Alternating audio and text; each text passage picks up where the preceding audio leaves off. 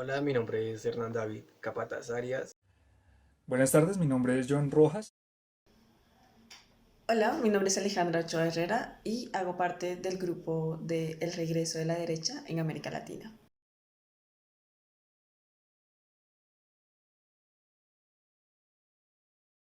Desde la segunda década del siglo XXI, América Latina empieza a vivir un ordenamiento conservador en términos políticos, económicos y culturales. La región atraviesa una migración a formas de gobierno conservadores o de derecha, que reposicionan dentro del orden las estructuras tradicionales de la sociedad y el Estado.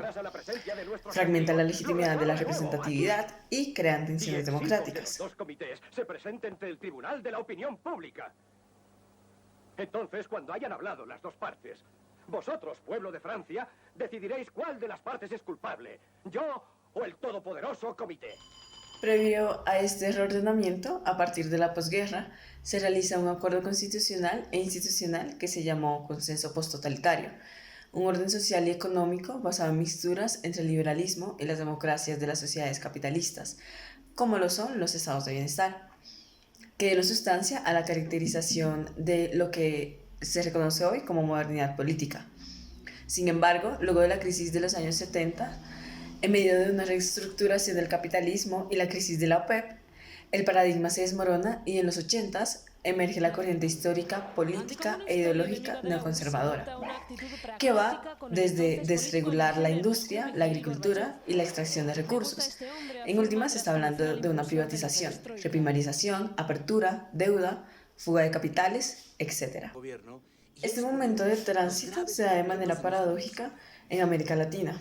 Por un lado, se recupera y se consolida la institucionalidad democrática y por el otro, coincide con el deterioro de las capacidades de articulación y representación por un déficit de la función gubernativa, además del fracaso de las capacidades para promover la inclusión social y el hiato entre las grandes promesas y logros de gestión.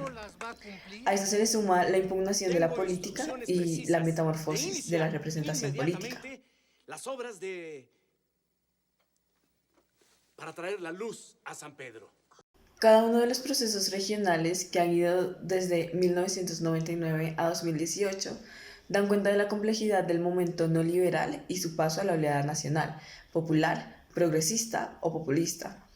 Todo esto teniendo en cuenta que cada país de América Latina constituye sociedades, sistemas políticos, construcciones de ciudadanía, estructuras, clases y fracciones distintos. Retomando, entre 1985 y 2005, en América Latina se experimentan democracias estables con gobiernos inestables, como se puede ver a través de los 13 presidentes que fueron removidos de su cargo o forzados a renunciar, a través de renuncias anticipadas, juicios políticos o golpes legislativos o golpes blandos. Para explicar mejor lo anterior y el momento autoritario y neoconservador, es importante contemplar 3 puntos, no, 4 puntos. Primero, la renuncia de Aristide. están las instituciones Del otro lado, políticas, los seguidores la del legitimidad presidente opaca también o salieron a difusa la que calle para en Rosa defensa Valle del gobierno y del asiste al voto. declive Los del 5 valor de dedos las de la mano elecciones se en el convirtieron desempeño en un democrático, símbolo de los miembros de la del mano con la movimiento idea del Lavalá desplazamiento para de poder exigir que se creciente de las cumplieran los legitimidades de 5 años de apoyo, mandato ya sean de presidencial. gestión o ejercicio, Estados Unidos y sobre las de Francia origen, aplicaron un embargo al populares gobierno que, o sumado a los electorales. efectos del paro petrolero venezolano, contribuyó a agravar la crisis. En segundo lugar, se encuentran los programas y políticas económicas. Como menciona José Santos, desde 2013 emergen 4 factores de vulnerabilidad estructural en América Latina: caída de los precios de las materias primas, aumento de las tasas de interés, deterioro de las balanzas fiscales y el estancamiento de los avances sociales. En un tercer punto tenemos las tensiones culturales entre los derechos de la ciudadanía, trabajadores, minorías y el discurso moral religioso. Eso se puede ver desde la criminalización de la protesta, las persecuciones políticas, ejecuciones sumarias, desplazamientos internos a pueblos originarios, inmigrantes y la represión de las fuerzas de seguridad a la ciudadanía. Por cuarto y último, tenemos los poderes corporativos, ya sean mediáticos, empresariales, religiosos, fundaciones y ONGs, como las think tanks, que son grupos de presión influyentes sobre asuntos de política social, estrategia política, económica, militar, tecnológica o cultural. Entonces, digamos que plantearse la integración latinoamericana y su geopolítica implica ver los horizontes de sus cordilleras y el sello de una América que ha cobijado bajo el discurso de la ayuda social y la no intervención.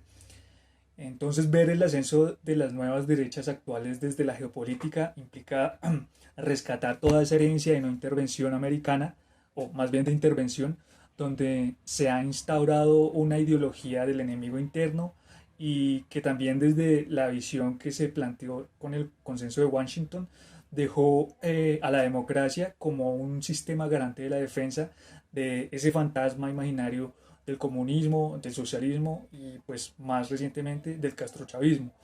Eh, a pesar de esos intentos de integración que ha tenido América Latina desde instituciones como la UNASUR, el ALBA, la Mercosur, la CELAC, tanto en aspectos económicos como sociales, la sombra estadounidense sigue desestabilizando la integración local y una herencia de todo el modelo cepalino ha bastado para configurar una dependencia económica y que esa autonomía local se fragmente en los horizontes ideológicos que hasta hoy en día continúan. Eh, También es necesario entender que las condiciones contemporáneas son diferentes. Entonces, para algunos académicos estamos en un espacio post-neoliberal en donde se tiene en cuenta que toda la globalización se mueve bajo el modelo económico liberal, pero que gracias a la globalización y factores que implican la posmodernidad, como la hipercomunicación, la globalización, el flujo de información de manera más eficaz y mucho más contundente, pues desestabilice o genere condiciones sociales particulares y en el aspecto local pues sea un poco más complejo. Entonces, a pesar, digamos, de todas esas dinámicas que implica la globalización y que generan nuevas identidades, las derechas han sabido evolucionar y han sabido aprovechar estos factores intensificando, por ejemplo, la religión y la desinformación gracias a esa hipercomunicación que hay. Si bien pues, han habido otros actores aparte de Estados Unidos dentro de la región, como China, la India, Corea del Sur, el horizonte norte aún continúa y se persiste la desestabilización. Han ocurrido como lugares o ejemplos alternativos como la Alianza para el Pacífico, una alternativa para el bloque atlántico, pero continúa con el horizonte americano. La CELAC, el ALBA, el Banco del Sur, la UNASUR han priorizado la integración, pero el modelo postneoliberal sigue anclando a las élites locales y generando esa dependencia con los americanos. Luego entonces, este nuevo regreso de la derecha tiene que ver mucho con la globalización orientada hacia el modelo neoliberal, pero que esta derecha tiende a renovarse en medio de las condiciones posmodernas. Y prueba de esa alianza nueva es que ha aprovechado la desinformación, la reafirmación religiosa y la intensificación del enemigo interno que perdura siempre desde el discurso americano. No siendo nada más, esa es mi parte. Muchas gracias. El retorno de la derecha es consecuencia del liberalismo político. La crisis en la que se encontraban los movimientos de democracia liberal, socialdemocracia y las terceras vías generó un vacío en el rumbo de la política, que al alimentarse con el sentimiento de riesgo a las consecuencias del socialismo, creó el escenario adecuado para que la derecha llegara al poder. En primer momento vemos a la llamada no política, estos personajes que se venden como la mejor alternativa a la política tradicional. Podemos encontrar dos tipos principales de estos personajes alternativos. El primero, los llamados buenos demócratas, quienes se oponen a la extrema derecha y a la extrema izquierda. En segundo lugar están los populistas. Estos aprovechan la herida que deja en la población las políticas neoliberales y así revertir el cuadro político y venderse como la solución, provocando en ellos un aura de salvador de la clase tradicional. Sin embargo, estos no son más que la reencarnación de la misma derecha de siempre, inclinándose a políticas neoliberales y a menguar derechos sociales. En segundo momento vemos divide y reinarás. Los salvadores de la antigua política son el cambio que necesita el pueblo. Pero, ¿cuál pueblo? El que ellos elijan. Sectores que apoyen su victoria, no importa si se vean beneficiados o no con esta. Simplemente personas que se crean el discurso de nosotros, o sea, el pueblo a convencer, los buenos, y ellos, el enemigo de turno que sirva para crear miedo, los malos.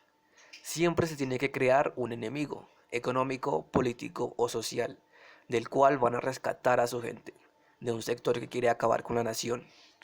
Este convencimiento se da en principio en lo moral, resaltando los valores tradicionales y acordes a la religión predominante.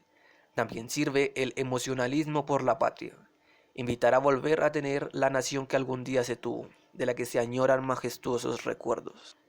En tercer momento, vemos lo peligroso que puede llegar a ser la definición de pueblo por parte de estos sujetos. Utilizan el riesgo y el miedo para cegar el juicio de la población, generando la imposibilidad de observar la realidad de manera objetiva y razonable, llegando a nacionalismos, prohibiciones, restricciones y hasta persecuciones.